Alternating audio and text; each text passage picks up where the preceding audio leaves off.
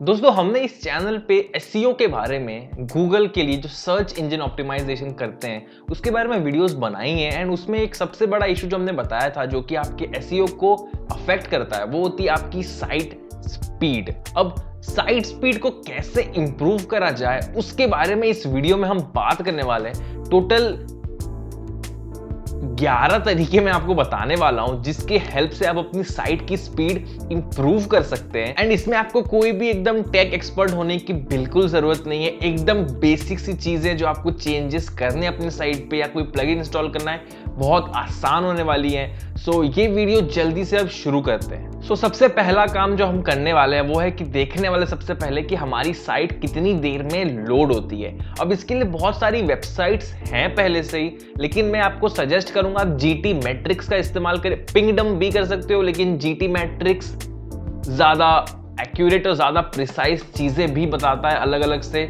मैं अभी GT matrix पे जाता हूं एंड देखता हूं मेरी जो साइट है वो कितने टाइम में लोड होती है। तो यहाँ पे आप देख सकते हो हम जीटी मैट्रिक्स की साइट पे हैं। अभी हमें सबसे पहला काम क्या करना है, यहाँ पे अपनी साइट की लिंक प्रोवाइड करनी है। यहाँ मैंने अपनी साइट की लिंक डाल दी। अब हम क्लिक करेंगे टेस्ट योर साइट पे।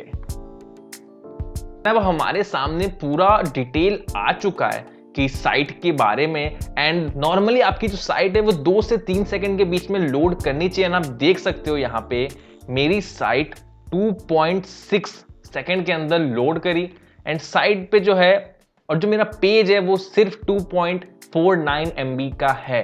तो ये आप कह सकते हो कि साइट बेसिकली ऑप्टिमाइज्ड है।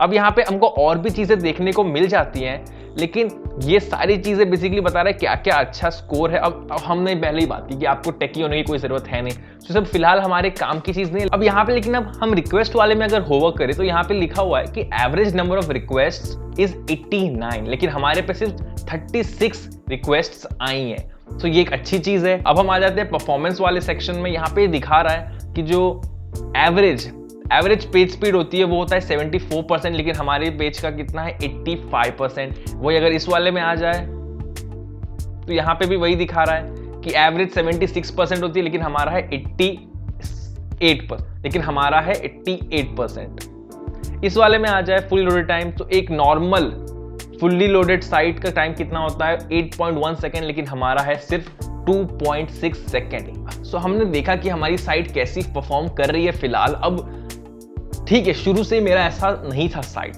कुछ चेंजेस करे मैंने एंड कैसे आप भी वो चेंजेस कर सकते हो सब इसी वीडियो में आपको पता चल जाएगा। ये वीडियो अब शुरू करते हैं। देखो सबसे पहला तरीका तो ये है कि आपको एक अच्छा और रिलायबल वेब होस्टिंग लेना है। जब तक आपका वेब होस्टिंग अच्छा नहीं होगा तब तक आपको अच्छी स्पीड नहीं मिलेंगी। बेसिकली वही एक फाउंडेशन है जिसपे आपकी साइट चलती है। आपको वेब होस्टिंग लेते वक्त कंजूसी करने की जरूरत नहीं है क्योंकि ये आपका बिजनेस है, राइट। आपने इसको लॉन्ग टर्म प्लान करा हुआ है।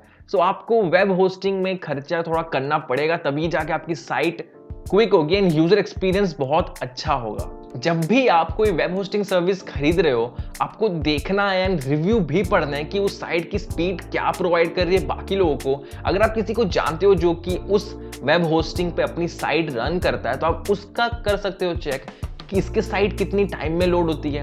अप टाइम भी आप चेक कर सकते हो कभी ये क्रैश होती है कि नहीं। तीसरी चीज आपको ये भी चेक करना है कोई भी होस्टिंग खरीदने से पहले कि वहां पे कस्टमर सपोर्ट कैसा है। रात को एकदम से अगर आपकी साइट बंद हो गई तो क्या करोगे, क्या उसका कस्टमर सपोर्ट इतना स्ट्रांग है या आपको 15 मिनट के अंदर अंदर रिस्पॉन्स मिलेगा। ये सारी चीजें चेक आपको करनी पड़ेगी। अगेन यहाँ पर एक वीडियो आ रही होगी, यहाँ पे मैंने होस्टिंगर के थ्रू वेबसाइट बनाई है एंड काफी अच्छा काम करती है होस्टिंगर। दूसरा पॉइंट ये है कि आपको कम से कम प्लगइन्स अपने वर्डप्रेस पे रखने चाहिए, कम से कम, क्योंकि प्लगइन्स जो है बहुत ज्यादा लोड डाल देते हैं आपकी साइट पे। दूसरी बात, जितने ज्यादा प्लगइन्स होंगे उतने ज्यादा कोड्स आपकी साइट के CSS में होंगे एंड वो बेनिफिशियल नहीं है, वो बहुत ज्यादा वजन डालते हैं आपकी साइट पे। मैं आपको मेरा डैशबोर्ड दिखाता हूँ कितने कम प्लगइन्स में इस्तेमाल करता हूँ। ये आप देख सकते हो मैं अपने WP डैशबोर्ड में हूँ एंड ये देखो मेरे प्लगइन्स बहुत लिमिटेड नंबर ऑफ प्लगइन्स है। कोई भी फालतू सा प्लगइन मैंने नहीं रखा है, सबका अपना अपना काम है। अगर आप चाहते हो क्या क्या प्लगइन्स मैंने रखा हुआ है मैं उस पर वीडियो बनाऊं तो कमेंट्स में बताओ यार, बना देंगे। सबका अपना अपना एक बहुत इंपॉर्टेंट रोल है। लेकिन आप देख सकते हो बहुत ही लिमिटेड, बहुत कम प्लगइन्स मैंने रखे हैं अपनी साइट पे, क्योंकि वो लोड बहुत कम डालते हैं। तीसरी चीज ये है, बहुत इंपॉर्टेंट चीज है, कि आपके साइट पे एक कैशिंग प्लगइन होना चाहिए। आपके फोन में भी होता है कैशे, जो आप क्लिक करते हो एंड वो कैशे पूरा गायब हो जाता है। कैशे वेबसाइट पे भी होता है, कुछ अगर एक्टिविटी हुई, कुकीज ऐसे ही पड़ी रह गई वहां पे, तो उसे क्लीन करने की जरूरत होती है, नहीं तो लोड बहुत ज्यादा बढ़ जाता है और ये कैशेज भर के जो है जीबी तक में जा सकते हैं। तो एक अच्छा सा कैशे प्लगइन आपके साइट पे होना चाहिए। मार्केट में फिलहाल दो बहुत ही पॉपुलर कैशे प्लगइन्स हैं। एक जो बहुत ही अच्छा है उसका नाम है WP फास्टेस्ट कैशे, उसका एक अल्टरनेटिव भी है WP रॉकेट, लेकिन मुझे ये ज्यादा अच्छा लगता है। दो इसमें आपको थोड़ा पे करना पड़ेगा, लेकिन फिर भी काफी अच्छा काम करता है। लेकिन हाँ, WP रॉकेट भी डिसेंट काम करता है। अगर आप जस्ट स्टार्ट कर रहे हैं तो आपको ये लेने की कोई जरूरत नहीं, आप WP रॉकेट से काम कर सकते हैं, वो भी बहुत अच्छा परफॉर्म करती है। अगला पॉइंट ये है कि आपकी साइट एकदम ऑप्टिमाइज्ड होनी चाहिए। अब जितनी कॉम्प्लेक्स आपकी साइट होगी उतनी ही कम वो ऑप्टिमाइज्ड होगी। राइम हो गया। या अगर तो आपका सर्वर थोड़ा स्लो है एंड आपको जरूरत नहीं है उतनी ज्यादा कॉम्प्लेक्सिटीज की अपनी साइट पे, उतना ज्यादा फैंसी आपको नहीं बनाना, तो आपको ऑप्टिमाइज करने की बहुत ज्यादा जरूरत है। बहुत सारे पेड थीम्स आते हैं जो कि वन टाइम इन्वेस्टमेंट्स होते हैं मोस्टली। मैं डीवी की थीम इस्तेमाल करता हूं, लेकिन आप अस्त्रा इस्तेमाल कर सकते हो, जिनेसिस फ्रेमवर्क इस्तेमाल कर सकते हो। डीवी की थीम मैं आपको रेकमेंड इसलिए करूंगा क्योंकि डीवी में आपको बहुत सारे पहले से ही टेम्पलेट्स मिल जाते हैं जिन पे आप काम कर सकते हो। ऑल्सो आपने जस्ट अभी देखा डीवी की थीम थी, फिर भी साइट कितनी ज्यादा जल्दी लोड हुई है। अगला पॉइंट जो है वो बहुत ही आसान तरीका है, जो कि बहुत सारा चेंजेस ला सकते हैं आपके साइट में, वो है आपका PHP वर्जन। अब ये बहुत ज्यादा इंपॉर्टेंट है आपके वेबसाइट के डेटाबेस को अपडेटेड रखें। आप अपने वेब होस्ट को कांटेक्ट कर सकते हो, वो आपको असिस्ट करेंगे इस चीज में। अगर जरूरत हुई तो अपग्रेड भी कर देंगे आपके PHP वर्जन को। अगला पॉइंट ये है कि आपको अपनी आपके वर्डप्रेस को अपडेटेड रखना है। हर एक नए अपडेट के साथ नए फीचर्स आते हैं, नए सिक्योरिटीज आती हैं, एंड आप नहीं चाहोगे कि आप अपडेट ना करके वो गलती करो, क्योंकि अगर ज्यादा अपडेट कर रहे हो तो उसके हैक होने के भी चांसेस बहुत कम है। यहाँ पे हमने वीडियो बनाई है कैसे आपके डोमेन्स हाईजैक हो सकते हैं, आपसे छीने जा सकते हैं, एंड ऑफ कोर्स आप वो नहीं चाहोगे। तो ये वाली वीडियो भी देख लेना। एंड यस, वर्डप्रेस को अपडेट करके रखो, प्लगइन्स को सारे अपडेट करो, थीम्स को अपडेट करो, बहुत ज्यादा आपके काम आएगी। आपका साइट हैक होने से बच जाएगा एंड आपकी साइट जल्दी भी लोड होगी।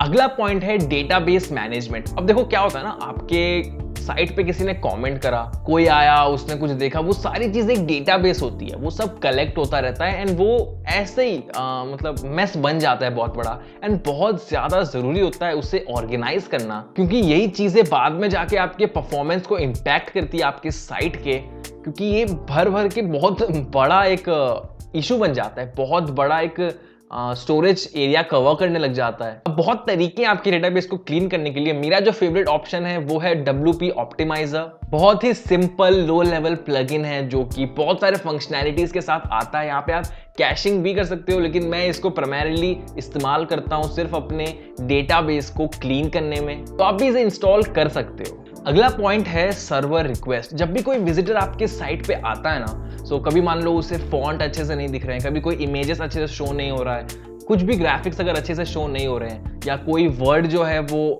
डिस्प्ले नहीं हो रहा, उसके बदले कोई सिंबल्स आ रहे हैं, तो वो एक रिक्वेस्ट फाइल करता है ब्राउजर में ही, एंड फिर वो जो रिक्वेस्ट है वो आपकी साइट पे आती है। तो इन रिक्वेस्ट्स को भी आपको ध्यान में रखना है। अभी हमने GT मैट्रिक्स पे देखा था, वहां पे एक ऑप्शन था कि मेरे साइट पे 36 है, नॉर्मली 86 होता है, तो उस पर क्लिक करके आपके सामने आ जाएगी पूरी लिस्ट की क्या क्या प्रॉब्लम्स यूजर्स ने फेस करी है, एंड आप उस पर काम कर सकते हो, क्योंकि ऑफ कोर्स आप भी नहीं चाहोगे कि यूजर एक्सपीरियंस कैसे भी करके खराब हो। तो वो आपको ध्यान देना, एंड वो भी एक अच्छा इंपैक्ट होता है आपकी साइट स्पीड में, क्योंकि आपकी साइट स्पीड लो है इसीलिए वो हो रहा है। अगला पॉइंट है इमेज ऑप्टिमाइजेशन। अब देखो बहुत ज्यादा जरूरी होता है ये। अब मैंने एक फोटो क्लिक करी 5 MB की, लेकिन मैं उसको साइट पे अपलोड नहीं कर सकता।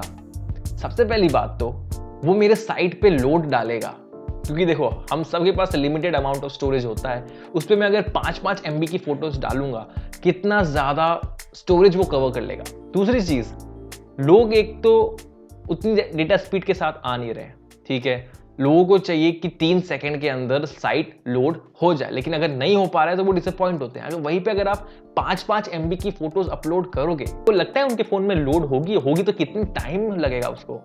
तो ये आपको नहीं करना है, आपको ऑप्टिमाइज करना है अपनी इमेजेस को, ताकि वो आपका स्टोरेज भी कम ले, दूसरों के फोन में, दूसरों के डिवाइसेस में लोड भी जल्दी हो जाए। अब यहाँ पे एक प्लगइन आता है पहले से ही, स्मुश का आपने नाम सुना होगा, नहीं सुना होगा। स्मुश आपको सर्च करना है जस्ट, एंड वो आपके साइट की सारी फोटोज को, सारी इमेजेस को ऑप्टिमाइज अपने आप कर देगी। लेकिन अगर आप मैनुअली करना चाहते हैं तो अगेन आपको फोटोशॉप में ये ऑप्शन मिल जाता है। आप अगर सर्च करोगे यूट्यूब पे, गूगल पे, how to optimize images in Photoshop, आपको पता चल जाएगा कैसे किया जा सकता है, ना आप सीधा वैसे ही अपलोड कर सकते हो। और दूसरा अल्टरनेटिव इसका क्या है, शॉर्ट पिक्सल पे बेसिकली आपको बस फोटो डालना है, वो आपको कम से कम साइज में फोटो आपको लाके दे देगी एंड क्वालिटी उसकी बिल्कुल भी खराब नहीं होगी।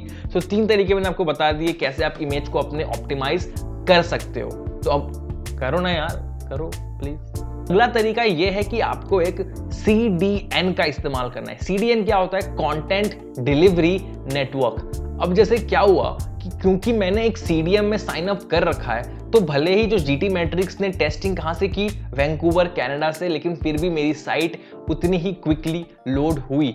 क्यों? क्योंकि मैंने CDN इंस्टॉल कर रखा है, मैंने CDN पे साइन अप कर रखा है। CDN बेसिकली क्या करता है, अगर मेरी साइट का मान लो सर्वर यहीं का है, मान लो, फिर भी अगर कोई ऑस्ट्रेलिया से मेरी साइट ओपन करना चाहेगा तो उसे वहीं के किसी सर्वर के थ्रू साइट ओपन होगी, तो उससे कम समय लगेगा, मेरी साइट जल्दी लोड हो जाएगी क्योंकि वहीं के किसी सर्वर ने साइट को लोड किया है।